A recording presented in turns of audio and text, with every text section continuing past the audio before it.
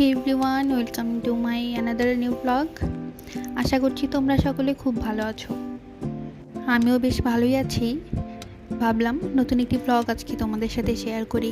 আজ রান্না করব পালমশাইয়ের পছন্দের মাছের মুড়িঘণ্ট। আমার শ্বশুরবাড়িতে ডাল দিয়ে যে মাছের মাথা রান্না করা হয় মুগ ডাল দিয়ে, সেটাকে তারা মাছের মুড়িঘণ্ট বলে।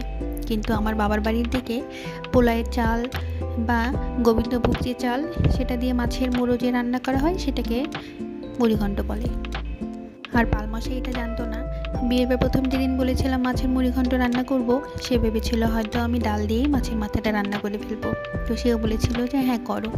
এরপরে যখন খেতে বসে দেখে যে এরকম পোলায়ের মতো পোলায় চাল দিয়ে করেছি, তখন সে খানিকটা অবাকই হয়েছিল। কিন্তু খাওয়ার পরে সে প্রচণ্ড তারিফ করেছে। শুধু বারবার বলছিল যে অনন্যা, এটা খেতে একদম মনে হচ্ছে মাছের বিরিয়ানি খাচ্ছি। তো যাই হোক, এবার শ্বশুরবাড়ি থেকে আসার সময় বেশ বড় সাইজের দুটো মাছ নিয়ে এসেছিলাম। মাছের মুড়োটাও বেশ বড়ই ছিল। তো আজকে সেটা দিয়েই মাছের মুড়িঘণ্ট করবো, পালমশাইয়ের পছন্দের। তো এর জন্যই প্রথমে মাছের মাথাটাকে ভেজে নিয়ে টুকরো করে কেটে রাখা আলু ভেজে নিয়েছিলাম। এরপর বেশ খানিকটা সর্ষের তেল দিয়ে সেখানে জিরা, তেজপাতা, শুকনো লঙ্কা, কাঁচা লঙ্কা, টমেটো, জয়ফল, জয়ত্রী গুঁড়ো সব কিছু দিয়ে মশলাটা কষিয়ে নিয়ে আগে থেকে পেস্ট করে রাখা পেঁয়াজ, রসুন, আদা বাটা দিয়ে মশলাটা কষিয়ে নিয়ে মাছের মাথাটা দিয়ে দিয়েছি।